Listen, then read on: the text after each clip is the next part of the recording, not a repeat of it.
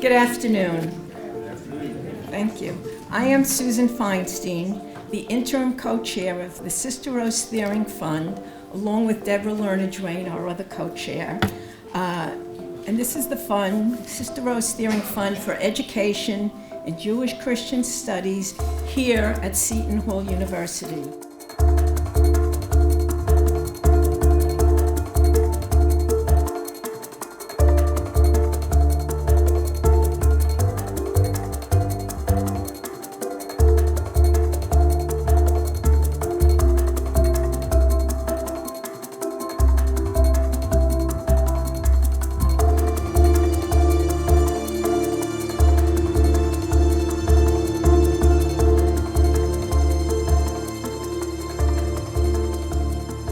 Today, we are honored to present Dr. Susannah Heschel at our annual Dr. Marcia Robbins Wilf lecture series. Dr. Heschel chairs the Jewish Studies program at Dartmouth College and will be speaking today of tracing the complexities of interreligious dialogue.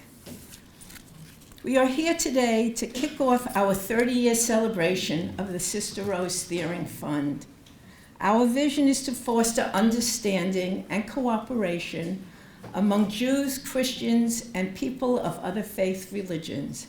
In these unsettling times, our work is most crucial. The fund has accomplished much these past 30 years. We have had an annual literary and visual arts contest open to all New Jersey schools grades 7 to 12. Students watch the documentary, Sister Rose's Passion, the story of Sister Rose's life, and afterwards, the students can write an essay, a poem, or create a video from a lesson learned from Sister Rose. We host a day of celebration, a day of education here on campus.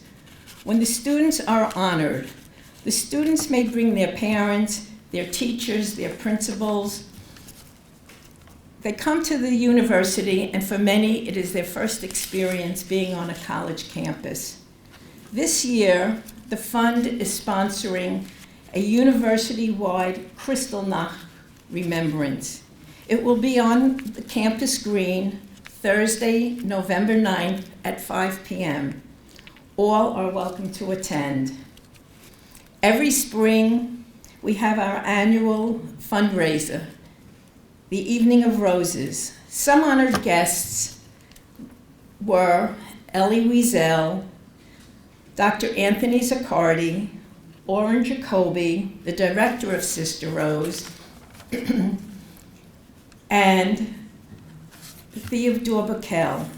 Our next Evening of Roses will be June 28th. We do hope you can join us. Sister Rose had three things that were her focus. Number one, the teaching of the lessons of the Holocaust. Number two, fighting anti-Semitism and reducing prejudice amongst people. Her great love also, number three, was of Israel. Sister Rose believed in educating teachers with these lessons so that they may pass their knowledge to their students. The fund provides tuition scholarships to educators so that they may take graduate courses in the Jewish Christian Studies program here at Seton Hall University. I want to take this opportunity to introduce several of our semester scholars. And when I say your name, can you just stand or acknowledge, please? Lawrence Helferman from Union Avenue. Lawrence is from the Union Avenue Middle School in Irvington and teaches middle school special ed in 6th and 8th grades. Sarah Voorhees. Sarah teaches at Milburn High School English. Christina Rosansky, the Minu School in Carteret. She is the vice principal. And Minna Schwartz, Hackensack High School. ESL, grade 12. There's another gentleman, Daniel Hardina. I don't believe he's here. He teaches at the Chatham Middle School, math and special ed, grade 5. We want to thank those folks for making this day possible. Dr. Marcia, Robbins, Wilf, for your continued generous support to the Sister Rose Fund. Thank you, Marcia.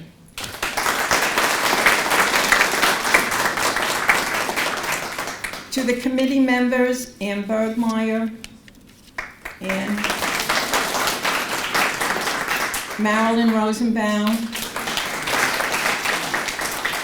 Deborah Lerner-Twain, thank you very much for all the time and effort in making a memorable day of today. And to Yolanda Sheffield Williams, Yolanda,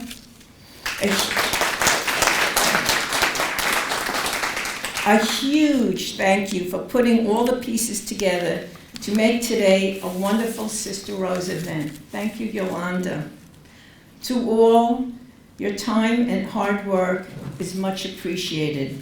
Now it is my pleasure to introduce Dr. Anthony Sigliatano, our Executive Director of the Sister Rose Steering Fund. Dr. Sigliatano is our guiding light in all we do, and I mean all. Thank you, Tony, for always listening, suggesting, and doing. Ladies and gentlemen, Dr. Sigliatano. Thank you. Thank you all for being here. It's wonderful to see you all. It's wonderful to have people here from not only Seton Hall, but outside the campus, the larger community, from the Archdiocesan Commission on Interreligious Dialogue, from my own department members, members of the faculty at Drew University, to come and hear Dr. Susannah Heschel speak. And it is a great honor to have Dr. Heschel with us. Anyone who was doing graduate work when I was reading her dad's work, and then kind of moved on to reading her work shortly thereafter. So it's just a privilege and an honor to have her with us today, and I couldn't be more thrilled.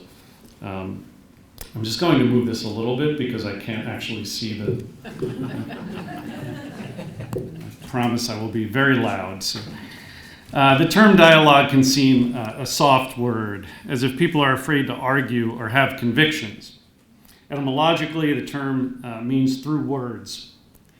I would submit to everyone here that now more than ever, we can appreciate that the contrast with dialogue is not argument and convictions, or academic disputation, all of which dialogue includes, but rather war and annihilation. Through words contrasts with through arms. The key is the commitment to words and to returning to be with one another, share experiences, and communicate one's deepest concerns, even when it would be much easier to ignore or turn inward to our individual and group monologues. In that light, dialogue is the possibility for peace. And so it is my great privilege to introduce the woman who has sponsored this dialogue, and thus sponsored a crucial form of peace building for the past dozen years and continues to do so, Dr. Marcia Robbins Wilf.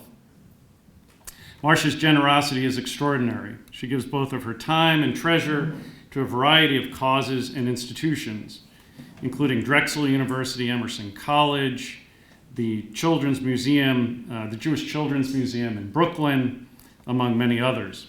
She is also a founding member of the board of directors for the Stern College for Women at Yeshiva University and sits on their academic affairs committee. She serves as a trustee of the Washington Institute for Nearest Policy and is a member of the executive board for the Sister Rose Tharing Endowment Fund. She is an alumna of Yeshiva University's Fairhoff Graduate School of Education, where she received both master's and doctoral degrees. She's an educational consultant and reading specialist and the sponsor of the Dr. Marcia Robbins Wilf Young Scholars Program at the Washington Institute. We're truly grateful for this opportunity for dialogue that Marcia has so generously provided and does year after year. Dr. Marcia Robbins Wilf.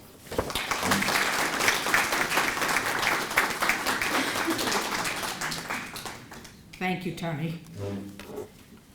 We're honored to welcome Dr. Susannah Heschel the Eli M. Black Distinguished Professor and Chairman of the Jewish Studies Program at Dartmouth College. Dr. Heschel concentrates on the history of Protestant and Jewish German religious thought during the 19th and 20th centuries. She has investigated post-colonial feminist theories. Dr. Heschel has authored Judicial Islam, Islam and Judish. Islam and Judish. It's a German title. Deutsche Selbstbestimmung, and Abraham Geiger and the Jewish Jesus, the Aryan Jesus, Christian theologians, and the Bible in Nazi Germany. Dr. Heschel has 5 honorary doctorates from universities in Canada, the United States, Switzerland, and Germany. She has retained fellowships from the Carnegie and Ford Foundations and 12-month fellowships at the National Humanities Center and the Wissenschaft, another German word, Schule zu Berlin. Dr. Heschel became a Guggenheim Fellow in 2013. This afternoon, Dr. Heschel will discuss the faith of others, tracing the complexities of interreligious dialogue. Q&A will follow. Enjoy the program, and please welcome this afternoon's esteemed lecturer, Dr. Susannah Heschel. Thank you for the lovely introduction, Marcia, Robbins, Wilf. I appreciate it. And I also want to thank, of course, Tony Sigliatano for welcoming me here and for our conversation earlier today, and all of those who support the extraordinary work that is being undertaken here at Seton Hall. And I have to say how impressed I am as well by the Archdiocese and the Commission for Interreligious Dialogue here in New Jersey. I think it's extraordinary, and I hadn't realized just how extensive it is. It really is remarkable to think in historical terms about what that means. I'm happy to be with colleagues here from Heschel, and among others, faculty from Seton Hall and from Drew universities, and with old friend Robin Sanders, and to be with all of you, but especially to deliver a lecture in memory of Sister Rose Thiering, and indeed a lecture in tribute to her and to the important work that she undertook as part of the Second Vatican Council. Her study of how Judaism is portrayed in Catholic textbooks and in educating and re-educating was a crucial element in convincing the Council that a revision was necessary to convey to Catholics the reverence felt by the Church for God's eternal covenant with the Jewish people. I know that Sister Rose and my father were in contact, and I know from my childhood that he respected her enormously. So it's a privilege to speak in tribute to her. You know, it's a difficult time for us, for all of us human beings, and especially, I guess, for Jews and for all those who have felt so shocked by the slaughter that took place in Israel just days ago, 2 weeks ago. We know that war is defined in terms of guns and bullets and tanks and planes that bring death, but war also consists of language, the words that we use to define ourselves and the way we define our enemies, words that may bring peace or that may inflame the battlefield. As a professor, I want to say that I'm horrified by the language I hear at some college campuses, coming not just from undergraduates, but from academic colleagues, some of the ugly condemnations of Israel following such a horrific slaughter. These are the people who would never say that a woman who is raped is at fault, are still saying that Israel is at fault for Hamas's slaughter of 1,400 civilians. I believe we're required as professionals and academics, professors are professionals, we're required to use language appropriate to an academic forum, to raise questions and concerns, but never to fall into simplistic formulations, to remember that problems are multifaceted, and our job as scholars is to reveal complexity and never be reductionist. I also just want to say that I'm very proud of the United States. I'm very proud of President Biden. I see him as a peacemaker, and I hope that our government continues to work hard to release the hostages, over 200, and to bring peace. It's been a very turbulent time for me in my mind and my heart, and my soul is weary. God says in the Bible, I have set before you life and death, blessing and curse. Choose life. Too often, too many of us choose death, blindness, callousness, helplessness, cruelty, despair. But the task of religion, my father writes, is to cultivate disgust for violence and lies, sensitivity to other people's suffering, the love of peace. God has a stake in the life of every human being. And God never exposes humanity to a challenge without giving us the power to face that challenge. And that's what we must do now. We live in an interfaith era. It is a remarkable moment. This gathering today did not happen 100, 200, 1,000 years ago. Think what can change. What has brought us to this moment? I want to speak to you today first as a historian to tell you a little bit of how I see the trajectory. And I want to speak also about where we might go in the future, what paths we might take. I grew up with a father who was a Jewish theologian, Rabbi Abraham Joshua Heschel, who was deeply involved in the Second Vatican Council. You might say it's surprising. My father grew up in Warsaw. He was the son of a long line of distinguished Hasidic rebbes who lived very pious lives. My father said, I grew up surrounded by people of religious nobility. It's, to me, a very moving phrase, religious nobility. And I ask myself, will our children say that as well? But my father grew up in a rather small community with his father, rabbi, and a very impoverished neighborhood of Warsaw. There was no interfaith dialogue in those days. My father's life was saved at the last minute. He said he was plucked as a brand from the fires of Hitler's Europe. My father's mother and 3 of his sisters were murdered. His whole family wiped out. The world in which he was brought up was destroyed. And yet, he felt this was what he needed to do. Because my father was a deeply religious person, and a religious person never has room for resentment. Doesn't coexist, religious faith and resentment.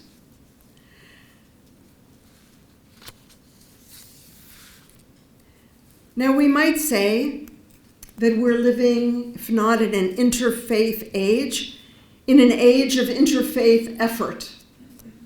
It's a remarkable moment. And we might ask, what has brought us to this moment? There are some who will say, well, interfaith, it's simply a reflection of the liberal political situation of democracy, and that may be. But I also think it's an inner theological development. It's a recognition that our own religious faith will weaken if it is used to mock or denounce the faith of others. It may be that we've found further that the faith of others enhances our own faith. I know my father felt that way. He felt that we draw inspiration from one another.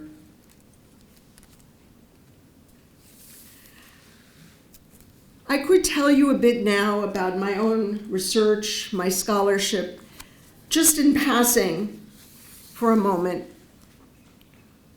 The great Jewish historian Gershom Scholem remarked that Jews in 19th century Germany who were seeking equality, political emancipation, that their scholarship, their theological writings were what he called a Schrei ins Leere, a scream into emptiness, that nobody was listening. I think he was wrong. I think people were listening. That is, there were Jewish scholars who wrote extensively about Judaism in the Second Temple period, about the Jewish context for the origins of Christianity. But the reaction to what they were writing, the reactions on the part of Christian scholars in Germany, the reactions were negative. Tony and I were discussing just earlier today, what happened to the prophets in the 19th century? Jews loved the prophets, but the Protestants in Germany weren't paying attention to the prophets, and I consider that a tragedy. I grew up during the era of the great civil rights movement. Dr. King quoted the prophets in such an uplifting way that he made me fall in love with the Bible. I even thought of doing a PhD in Hebrew Bible. But it was the scholarship that I found problematic, because sometimes scholars, I felt, don't ask the right questions. Let me give you an example that I heard from my father. My father was a student at the University of Berlin, and he was studying the prophets and wrote his doctoral dissertation on the prophets. And one day the professor came into class. They were having a class, a seminar on the book of Isaiah, and the professor pointed out, now here's a verse that must be a mistake, because it says, comfort ye, my people. But why does it say comfort ye twice? It must be a scribal error. Someone was writing comfort ye, maybe was distracted for a moment, and forgot, and came back and wrote it again. Is that the way to write about the Bible? Without any sense of the poetry, of the inspiration, of the beauty? That's why I didn't go into the field of biblical scholarship. But instead, I was interested in what happened. What is this pathology of 19th century German scholarship that they asked the wrong questions? I'll give you an example of what I mean. Abraham Geiger, I wrote a book about Abraham Geiger, was a brilliant Jewish scholar in 19th century Germany. As it happens, the year 2024 is his 150th Yortzeit, anniversary of his death. Abraham Geiger wrote his first book as a study of the Quran. He was the first person to identify parallels between passages in the Quran and passages in the Talmud and the Midrash. It was a remarkable book. 1833, hailed all over Europe as an incredible work of scholarship, and to this day, people say that that book started the field of Islamic studies. Showing these parallels, the Jewish context for early Islam, for the Quran itself, how much the Quran and rabbinic thought have in common. He then went on, about 20 years later, to write a book that looks at the Second Temple period of Judaism and about the figure of Jesus in early Christianity. He argued that Jesus was a Jew. His teachings were Jewish teachings. He's called a rabbi in the Gospel of Matthew. One of the many Protestant theologians of the time, Franz Delitzsch, who had read Geiger's work, was enraged by this. He said, to me, your words are 10 times more horrific than the crucifixion. Calling Jesus a Jew in the 1860s is 10 times more horrific than the crucifixion? It's important for us to see how far we've come. Yes? Yes.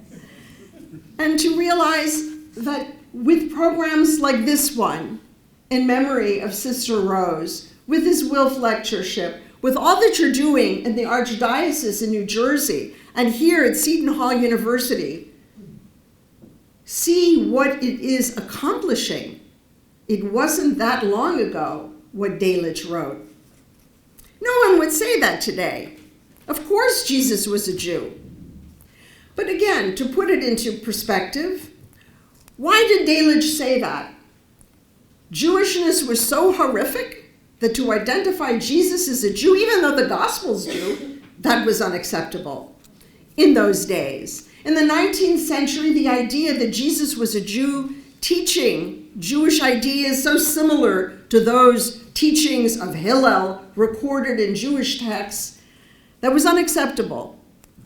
And for some of these Protestant theologians, who, by the way, identified themselves as liberal Protestant theologians, liberal, meaning that they've got rid of any kind of dogma, supernaturalism. They wanted the teachings of Jesus, the faith of Jesus, but they wanted something distinctive. He couldn't just be a Jew. Some of them turned to racial theory, and they said, well, maybe Jesus' teachings are the same as other Jews of his first century, but racially he was not a Jew. Racially he was an Aryan. What's an Aryan?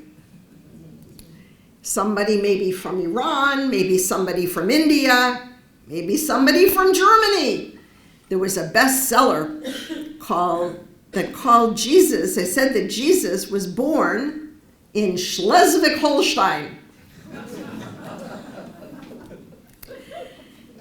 So I became interested in this phenomenon. I first was fascinated by Abraham Geiger. Most of his work is only in German and not in English, but his work was so brilliant, so original, and I also have to say, having read his private letters and diaries, he was a wonderful human being. And even though he was frequently attacked, as with the comment by Delitzsch, he was optimistic. And he wrote to his friends, the truth will prevail, good will come to the fore. And I felt moved by his optimism in the face of adversity. But then I was struck, the next generation later, they're turning to racial theory. For some Protestant theologians, racism seemed very sophisticated, modern. But as a result, they said, anything Jewish in Christianity has to be removed. They called for the removal of the Old Testament as a Jewish book from the Christian Bible. And finally, after Hitler came to power in 1933, they decided to revise Christianity altogether. Several of them rewrote the Sermon on the Mount because, you know, blessed is the peacemaker is not acceptable in a Nazi environment. They rewrote the New Testament and took out any kind of example of Jesus going to a synagogue or going to the temple and so forth. They got rid of Paul as a figure. They had a few excerpts from the epistles. They elevated the Gospel of John because they liked some of its negative statements about Judaism and Jews. And they also issued their own revised hymnal. And they got rid of Hebrew words from the hymnal. You know what's the Hebrew word in the hymnal? Amen, hallelujah, exactly, removed. Yes. They also removed any hymn that had been written, either the words or the music, by a Jew who had converted to Christianity. That was also unacceptable, although the sacrament of baptism is a sacrament. But according to Nazi race laws, a Jew is a Jew even if baptized. And they accepted those Nazi racial laws. So they declared not only that Jesus was an Aryan, but that Hitler was a Christ figure. And this was stated with great admiration for the Nazi, in their eyes, the Nazi effort to avenge the death of Jesus through persecuting Jews. Now, I mention this to you It's a terrible history. I mentioned it to you because I've written about it and because I'm struck by the contrast between that era not so long ago and our own. Not so long ago because my father, who was born in 1907, was living in Germany after Hitler came to power until October 1938.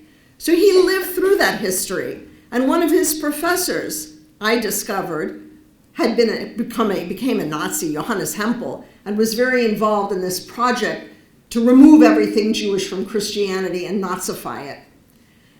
It's not that long ago. And look where we are today. This work is so important. But I also want to suggest something different. And that is, I have great respect for the historian David Nuremberg. His book, Anti-Judaism, is a wonderful book. But I also think that there's another level going on here. I don't think that Christianity can be defined in its relationship to Judaism solely as anti-Judaism. Recent years, I've been reading the work of a French theorist named Jacques Lacan, Lacan, who talks about desire and the complexity of desire. And I see that there's something else going on, which is a Christian desire for Jews to desire Christianity. A desire that Jews should desire to be baptized. And I think that if we understand desire in that sense, in Lacan's terms, desire is something that actually can't really be fulfilled, or you lose the desire. In other words, to desire something and then have it, okay, the desire is fulfilled, but then the desire is gone. So desire is something subtle. And I can understand the Christian desire for Jews to desire Christianity. Jews are the object of a Christian desire, in other words. I came to this after studying what happened, and this was at the inspiration of a professor of mine at Hebrew University, David Bankier, of studying what happened to Jews who converted to Christianity and then in September 1941 had to wear a yellow badge, yellow star, when they went to church. And there are memoirs that describe this. In some cases, there was a woman who sang in the choir at a Catholic church and she was asked to leave the choir. There was a man who went to church and was told, don't sit with everyone, you can sit up by yourself in the choir loft. There was a woman who told a Protestant pastor, don't put your hand to bless my child if that hand touched a Jew. There were people who complained that a Jew was kneeling next to them at the communion rail, even though this person had been coming to church week after week for years and years. And I started to wonder, where does that come from? It's too simple to say it's anti-Judaism. It's more complicated. I would see it, for example, as the way it revealed to some people an almost unconscious sense of uncertainty of the relationship between Christianity and Judaism. Has a Jew entered? Well, it's a baptized Jew. Has a Christian then entered, kneeling at the communion rail? In some sense, it's an anxiety over whether Christianity is a baptized Judaism. Is Christianity a baptized Judaism, just like this Jew is a baptized Jew, not a Christian? The anxiety within Christianity regarding its roots within Judaism is exactly the anxiety that Delitzsch felt when he said that Geiger's words were 10 times more horrific than the crucifixion. Of course they weren't. Of course it wasn't. To say that Jesus is a Jew is horrific? Why would he say that? It's the anxiety over whether Christianity is a baptized form of Judaism that made some theologians turn to racial theory. And underlying that anxiety is, of course, a wish for recognition by the other. This question of wish or desire, longing, in some sense, this too is the language of interfaith relations and of faith itself. Faith, too, is desire and longing. How do we express that longing? For my father, one way of expressing longing in traditional Judaism is with the Sabbath. And I want to say something about that for a moment before I conclude. The Sabbath, yes, is a day of rest as God rests. But you know what? There's too much these days of people talking about the Sabbath as a spa, as a day of wellness. Just like you go to the gym and the sauna, so you have a Sabbath. There's too much talk these days also about how difficult it is on the Sabbath to turn off your phone and turn off your computer. Give up all the electronics for a day. Oh, that's so difficult, people say. Well, actually, I think they're missing the experience of faith, the religious experience. Sabbath is rest, but rest doesn't just mean restraining yourself from work. Rest, menucha, is joy. Think about Psalm 23. We all know Psalm 23. He leadeth me beside the still waters. What are the still waters? We think of the still waters as something comforting, something inspiring and helping. Those are the waters of menuchot, the waters of that rest of the Sabbath. Menucha is, in some sense, the same as happiness. And it becomes, in Jewish teaching, a synonym for the life in the world to come. So the question is, if the Sabbath is a foretaste of paradise, as we're taught, have we given up thinking about paradise? We no longer imagine what is paradise, that I should want to have a taste of it with the Sabbath, a taste of paradise. The Sabbath is a day of joy, but a special day of joy. My father used to distinguish between entertainment and celebration. Entertainment is passive. You sit in your chair and there's a movie on the TV. Celebration, my father was wonderful with celebration.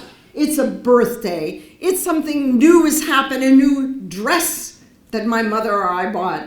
Or my father had a new book published, and we would celebrate. It's active. It's taking your focus on that person, on the family, on the friends at the table, and celebrating. That's the Sabbath. It says in the Bible, in Exodus, you shall kindle no fire on the Sabbath, meaning also not even the fire of righteous indignation. Is there a day when we can pause and say, some things we're not going to talk about? In my childhood, we don't talk about the war in Vietnam on the Sabbath. We don't talk about the Holocaust. We don't talk about anti-Semitism. We talk about that which is uplifting. We talk about the Bible, because there's a Jewish teaching that every Sabbath, every Jew receives a second soul. And when that soul departs at the end of the Sabbath and goes back to heaven, God says, what did you learn on this Sabbath? What words of Torah did you learn? It's a day of study. But my father also emphasized that Sabbath observance gives strength to God. The Sabbath is a gift from God, but also an aspect of God. A taste of godliness.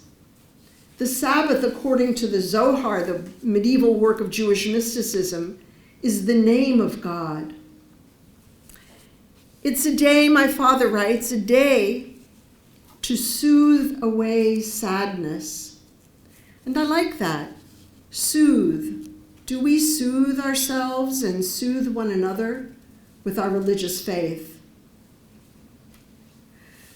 The Sabbath experience we're told, should be like standing at the foot of Mount Sinai, about to receive the Ten Commandments. The second soul that comes to us, what is that soul? It's the soul of Moses. The Talmud says that we create holiness together with God. It says, if a person will sanctify himself a little, God will sanctify him more and more. If he sanctifies himself from below, he will be sanctified from above. And so, at the beginning of time, there was longing, my father writes. The longing, not of us for the Sabbath, but the longing of the Sabbath for us. The Sabbath, my father writes, comes like a caress, wiping away fear, sorrow, and somber memories. The Sabbath is the soul of the other 6 days, and those 6 days are a pilgrimage to the seventh day, to the Sabbath day. I want to conclude by telling you that on the Sabbath, we often had guests in our home for Shabbat dinner. And because of my father's involvement with the Second Vatican Council, those guests were often representatives from Rome, or sometimes simply priests or nuns or Protestant pastors, theologians, who would come, and in those days, it was for them the first time to come to a Jewish home for a Shabbat dinner. And I can tell you as a child, when I think back, I remember the atmosphere in my home. When people came to my parents' table, and they stood, and my father said the blessings over the wine and the bread,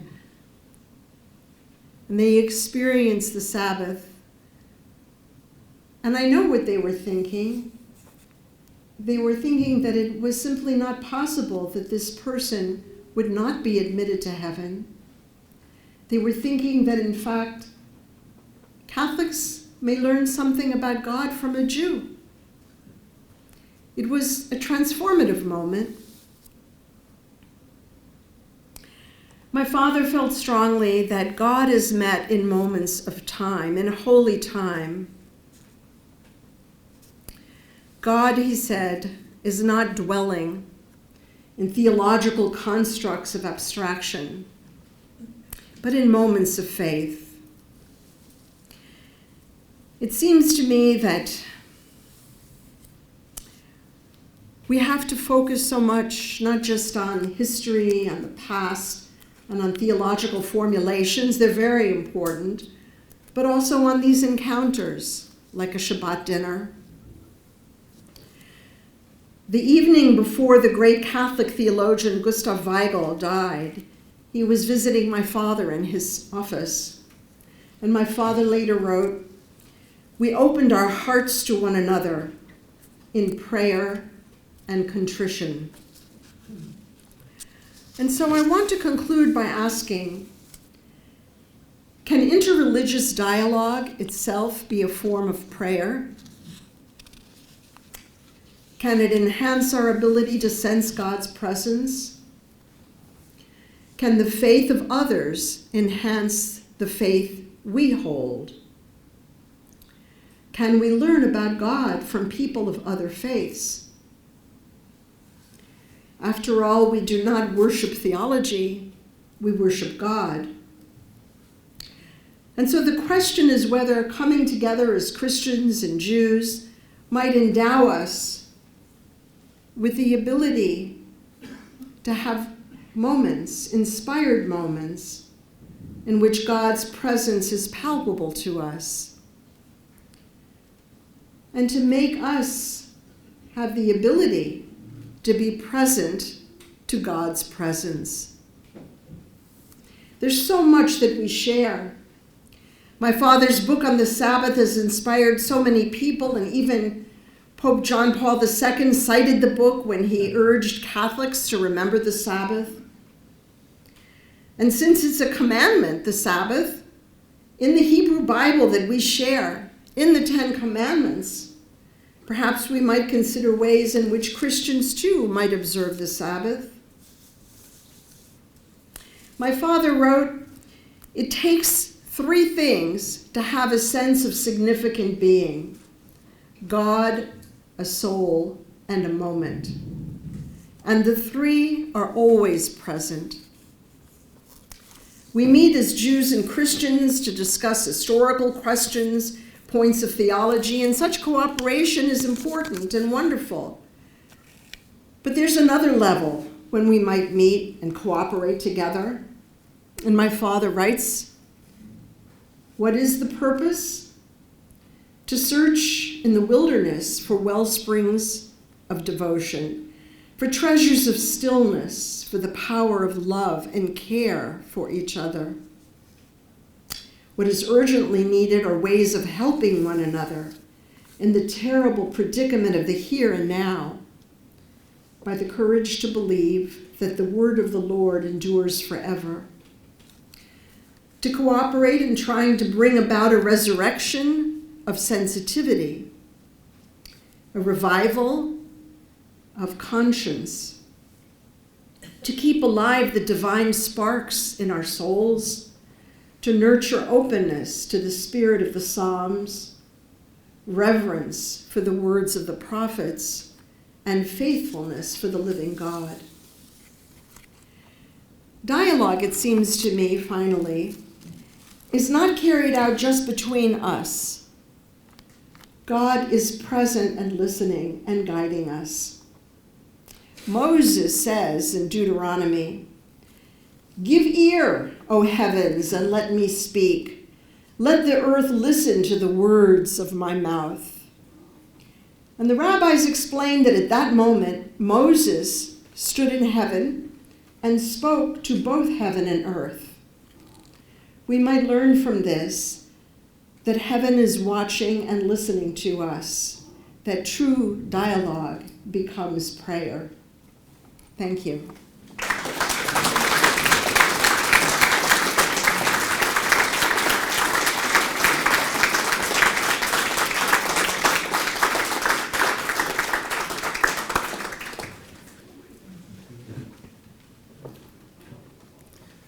Well, I trust that Dr. Heschel has inspired the faith of some of us here, whether Christian, Jewish, or anything at this point.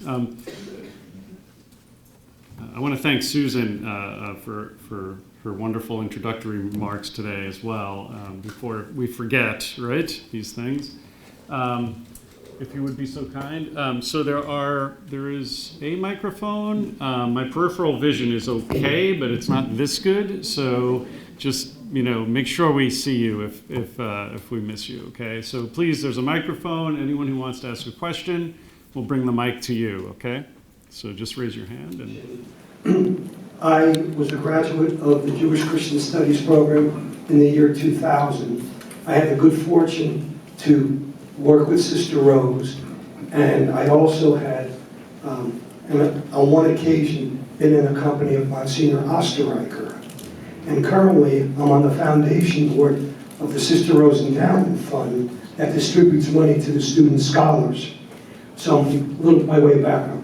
Here are my questions.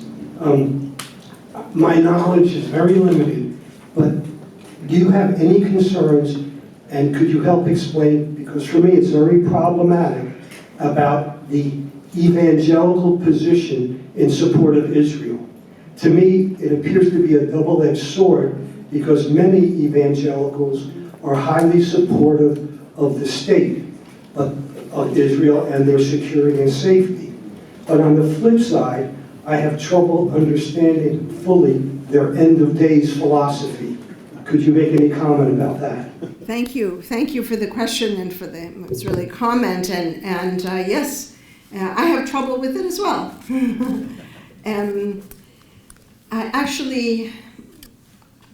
I spent 3 years teaching right out of graduate school at Southern Methodist University in Dallas. And my observation there of the megachurch and evangelical phenomenon was that they had shtetl envy. That is, what they were looking for was what Jews have. That is a sense of, they wanted to have their Christianity all day, every day, imbue all aspects of their lives. So the megachurch would have Christian daycare, Christian Alcoholics Anonymous, Christian Weight Watchers, Christian aerobics, Christian yellow pages so that you could call a plumber who was a Christian. And a Christian didn't just mean someone who was once upon a time baptized. It meant someone who had taken Jesus into their heart and identified. And often, for example, in those days there would be advertisements in the personal section of the newspaper. And I noticed it would say, "I am a Christian" was the first line, which meant a certain kind of commitment, which I respect very much. And I also appreciated that when I went to a restaurant in Dallas, I would see people serve their food that would pause first at the table and say a prayer. I don't see that on the East Coast. So I understand, I respect very much what they stood for, and I agree. Why not have your Christianity permeate your life and pray before every meal and not just be Sunday for an hour in the morning? In terms of the end of days, yeah, I agree with you, of course. I do think, though, that the evangelical community may be changing in many respects, but I also have to say that what we saw emerging in the 1970s with evangelical ideas about the end of days, and actually came out of Dallas, what was his name, who wrote that end of days book that became... there are a few of them. You know, there was a moment in American religious thought that also affected a lot of Jews. There were Jews who also became messianists and focused on end of days, and many moved to Israel and thought they were going to redeem the land in some way and bring the Messiah. So I think, though, that it's diminishing, that fervor, and I think we may see something a little more helpful in terms of peacemaking, and less, not quite as emotionally agitated. In Constantine's Sword, James Carroll refers to your father as his rabbi, so awesome. And he also talks about, at the time of the Munich massacre, how your father reached out to some of his allies in the civil rights community to come up with some statement, and that he was rebuffed by them, and that he was very heartbroken by that. Now I'm left of center. What's a peacenik to do? It's really horrifying to hear some of these things. I don't know if I'm expressing myself well. Yes. So in that book, Constantine's Sword, which is a fine book, and by the way, he quotes me too in that book, and he's a good friend of mine. Yes, I remember, of course, that was a horror. I remember the Munich massacre. And yes, my father had a taste of that. That is, the people that he worked with in the anti-Vietnam War movement, those people were not sympathetic and wouldn't become allied with my father. And I don't understand why.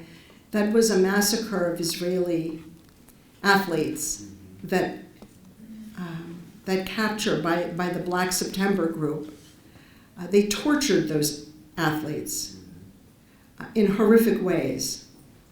I'm actually teaching a course this semester at Dartmouth on the 1967 war and its aftermath.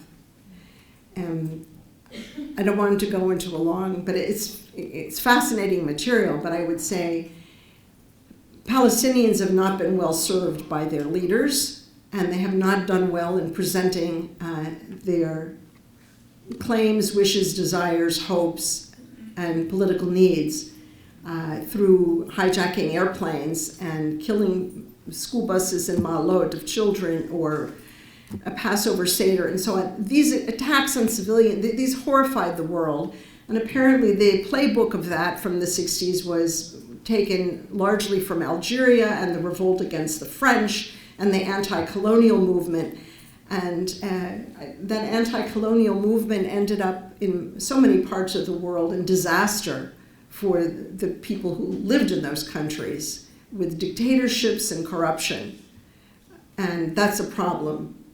So there is a kind of knee-jerk, let's get rid of the colonialism, but that when you see where it led, it's today I'm deeply disturbed when I see what's going on by this, what we were speaking about earlier, Tony and I, about this crisis of civilization, that the US Congress is not functioning. How can that be?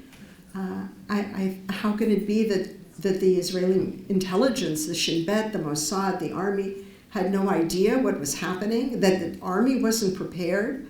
How can that be? Feels like there's a collapse here and there in so many parts of the world. And of course, you heard my remarks at the beginning, my academic colleagues saying such vulgar things. What good does that do? I feel as though the left is not thinking strategically, and that every time one of these people gets up and says something so vulgar and ugly, they're winning points not for themselves, but for the extreme right. And I don't want to see an authoritarian regime here or anywhere else. So something is wrong with the way we're thinking in this world.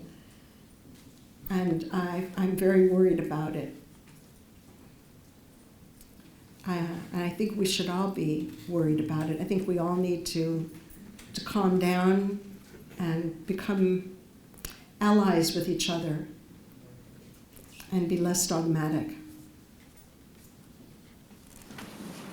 Dr. Heschel, in light of being allies with one another, do you think we have arrived at a point where our vocabulary needs to be changed in the sense of, instead of saying interreligious dialogue, we take the lead of Brother Wayne Teasdale, who was calling for inter-spirituality? Yes. All the terms that you used in your outstanding lecture all lean less toward the doctrinal, more toward the spiritual, and the very term longing, the holy longing. We had a priest by the name of Ron Rollheiser. You may have read his book. It was an acclaimed text called The Holy Longing. So in light of that, and as we're trying to come into a period of time where we need to stress the spirituality dimensions of religious traditions, that perhaps interspirituality is the word we need to promote even more. Your thoughts? Thank you. I fully agree. And I think that the world is receptive. A couple of months ago, there was something on the radio about a new book that a professor of psychology, I think at Berkeley, wrote about awe. And there was a long interview. This person was talking of psychological experiments, something or other, and awe is a very good thing for human beings. They never mention religion. What is more central to awe than religion? Isn't that what we've always been talking about? So where are we? I think we need to also raise our voices because the world wants this from us. And yes, I agree. The holy longing is wonderful and interspirituality is the word. Father Phil Latronico, the chair of the Interreligious Commission for the Archdiocese of Newark. I've been doing this for 37 years now, meeting with people of other religions. And Pope Francis recently, speaking to all of us in interreligious dialogue, reminded us that the way dialogue works is first there needs to be a dialogue of life, then a dialogue of work, then a dialogue of prayer, then a dialogue of spirituality, and finally a dialogue of doctrine. What we do predominantly as a patriarchal society is we get all the doctors of the churches and synagogues and mosques and Hindu temples and Buddhist temples, etc., etc. And they sit down and try to figure out what we believe the same. But they don't try to figure out how the people are the same. And what Pope Francis is called to us, as we do Catholic dialogue with the others, is to go back to the beginning. So my question to you, because I really was touched as you spoke about this idea of in the present, having a dialogue of prayer, the dialogue of the holy longing, is how do we get people to come together with the other? And how do we get them to then see as God sees, as the people, not the other? Because every time I look at one of you and think, Jewish, I've boxed you, I've closed you out, I've put you into every stereotype I grew up with in the 50s and 60s. Every time you look at me and say Italian, I'm using the nice word. This is New Jersey, we know what you called me. But, you know, we don't often move to the reality of being with each other. Being with each other in prayer. My heart broke the night of this last atrocity. Because you see, you might have all heard from your Jewish friends. I heard from all of them. But then I also heard from all my Palestinian friends. Both groups of people horrified. Because both in Israel and in Palestine, there are Jews, there are Christians, and there are Muslims. One have one label as a nationality, the other has another label. But the people of faith in those places were crying out to us over here, could you help us not forget to see each other joined how we have been in life, work, prayer, and spirituality. And because of that, now even a lot of doctrines. How do we get to see each other again? I think that's beautiful, and I thank you for what you've said. I guess as you were saying that, when you say you look at someone who's a Jew and you box a person, I think I don't feel that way. I look at you, I look at a Catholic priest, I look at a religious sister, and I think this is a person who has devoted his or her life to cultivating a relationship with God, to learning how to pray deeply, how to care for others. This is a person who can help me in a moment of despair. And indeed, I have reached out when I have been in a difficult situation in facing the death of someone I love. These are the people, you are the people that I reach out to.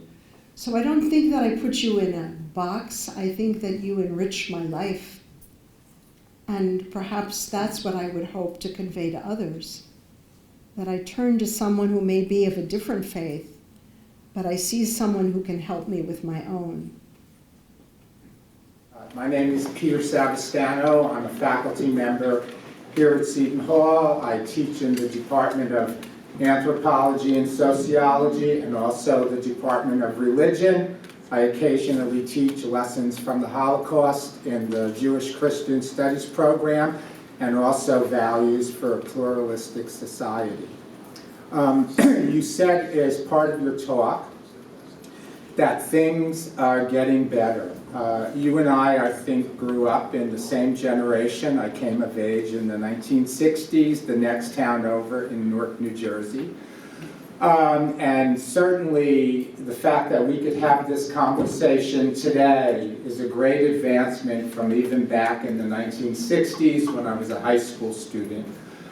But I have also become acutely aware, as things are getting better, that there is a rise of fundamental religious thinking in this country. There is a Christian nationalist movement taking place. And there are a series of so-called religious liberty laws being passed in a number of states. I note that those religious liberty laws are always from the point of view, the theology, and the morals of only one particular religious tradition. We live in a religiously pluralistic society. If legislation is to be passed, then my feeling is, and I'm very concerned about this, if we are to have laws imposed upon us from the point of view, the theology and the morals of only one religious tradition, how does that honor the religious pluralism that we live among on a daily basis, and that is not likely to change. I certainly share your concern and worry. And the question you're asking me is, in a way, a kind of messianic question.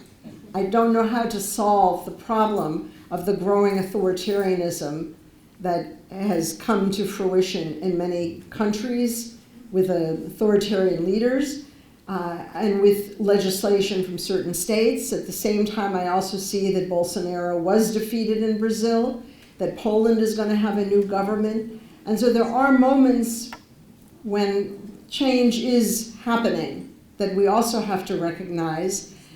And never despair. I have to say, my father used to tell me from the time I was a little girl, never despair, never despair.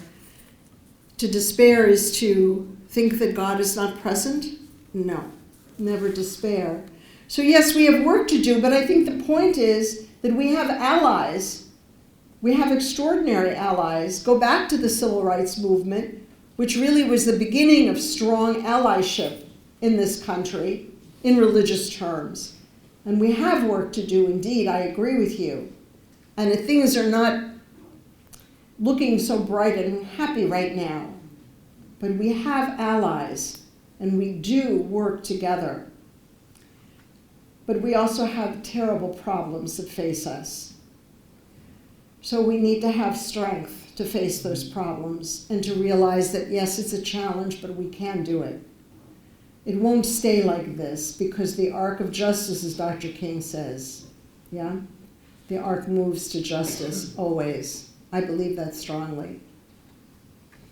My father, James A. Sanders, and our family was in Israel from 72 to 73 at the inaugural year of the Ecumenical Institute on Tour. I attended St. George's School, which is an Anglican school, but primarily Palestinian. So had great friends, played basketball there, you know. That was my primary association. And as you know, Dad was a Hebrew scholar, so we had a pretty good view of both sides of the question. In 2001, I returned to, it was a dream come true for me, returned to the Holy Land, covering the 2 terrorist attacks in Israel, the Sbarro Pizza terrorist attack and the Zion Square attack. Governor Pataki was there, Mayor-elect Bloomberg, Rudy Giuliani, Teddy Kollek, Mayor of Jerusalem, and Ariel Sharon. So you can imagine what the security was like, okay? During that whole 5-day period where I couldn't even sleep because I was so excited to be back, there was so much energy and so much buzzing going on about what was happening. I was looking for some of my Palestinian friends. And you mentioned that, you know, kind of insinuated a problem with the Palestinian leadership. And that's absolutely right, because I couldn't find a single one of my friends that stayed. They all went to school in the UK or the United States, and they never came back. So the educated Palestinians leave. And this is what you're left with. And Hamas kind of fills in maybe a vacuum, okay, as far as helping to run that society. And Abbas has been there forever. We know there's a little bit of corruption there. So my observation, having been there many years ago, and 22 years ago, and I remember saying to my reporter, you know, we did a package about the Palestinian side of the question. Listen, I am not an expert. I'm not a political scientist. It's not my field. No. The question of what's going on there, that was during the Second Intifada, is suicide bombing and so on. I'm not the person to ask that question. No. If there is a question, or No. Well, what is I'm just making my observation that because of this lack of leadership in the Palestinian side, the question is, how can we make progress towards getting a dialogue between the Palestinians and the rest of the world to come to a peaceful solution? Because after we've observed what happened, I mean, it's just... Yes, I think we all have observed that it's a terrible situation, and we do want to see peace. That's not really, that's just not my field. Yeah, and I'm not the person to pontificate on that issue. there are a lot of really good people out there who would do a good job talking about what kind of future we can imagine between Israel and Palestine and Hamas and the Palestinian Authority, and the complexities of Hamas and Hezbollah and Iran, Egypt not opening Sinai. There's so many different complex elements that to reduce it to one or two, Israelis, Palestinians, there are many countries involved in all of this, sometimes doing some pretty awful mischief, which is not a strong enough word. So yes, we do want peace, and we do want some kind of political resolution.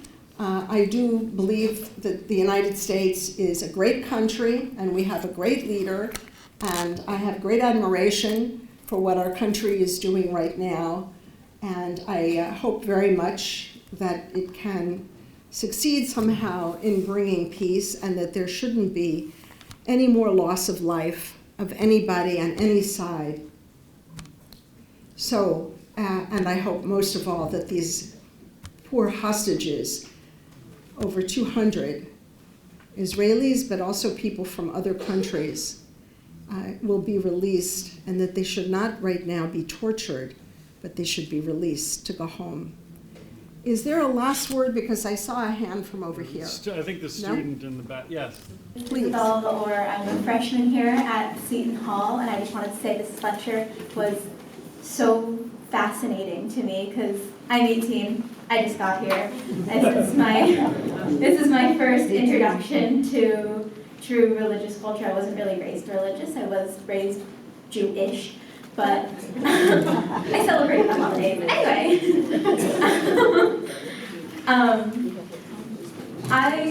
Like I said, I'm 18. I wasn't exactly born in the 50s, as it was said earlier. So I've only ever seen the increase in anti-Semitism, especially recently. And I was going to, for example, I was going to go to New York last weekend, but my mother called me and she was like, I wouldn't go in there this weekend. There might be riots happening and stuff. So I didn't, but I have noticed that there's more fear coming along, especially more recently, about, proudly proclaiming to be Jewish or proudly proclaiming a religion. So I just would like your opinion on how to go on about that, how to, I don't want to say fearful, but how not to be scared to proclaim a religion.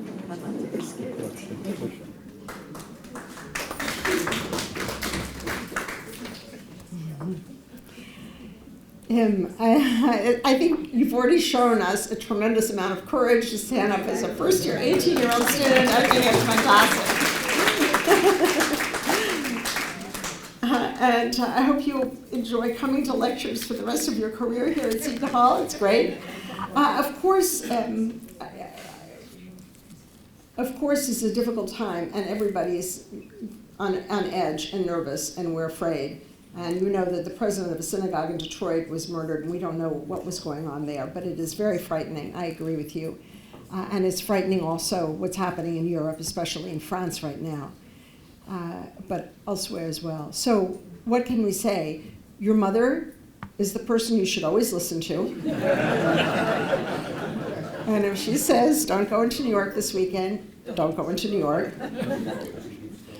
And yes, you have to be a Jew isn't something that takes place in terms of your external, like wearing a Star of David. You don't have to do that to be a pious Jew. I think that your Jewishness is also inside of you, what makes you a person, what brought you to this lecture, what gave you the courage to stand up. That's what's important.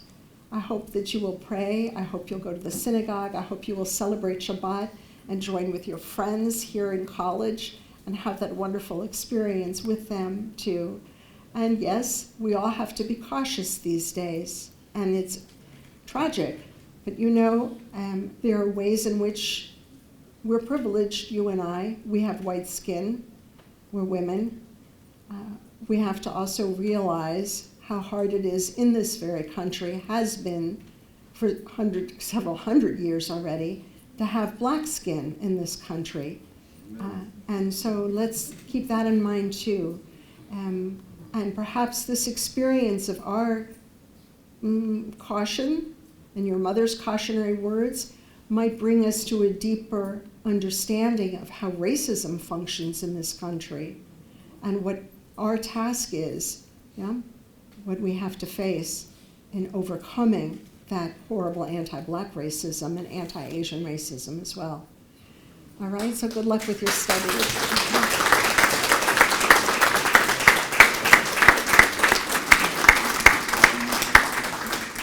I confess to not knowing what to expect. I didn't know if I was going to get the Dr. Heschel of Aryan Jesus, which would have been a very dense historical rehearsal of the minutiae of German intellectual culture. What we received, I think, was an extraordinarily inspiring talk and hopeful talk, and certainly was inspiring to me. So I thank you again. Thank you.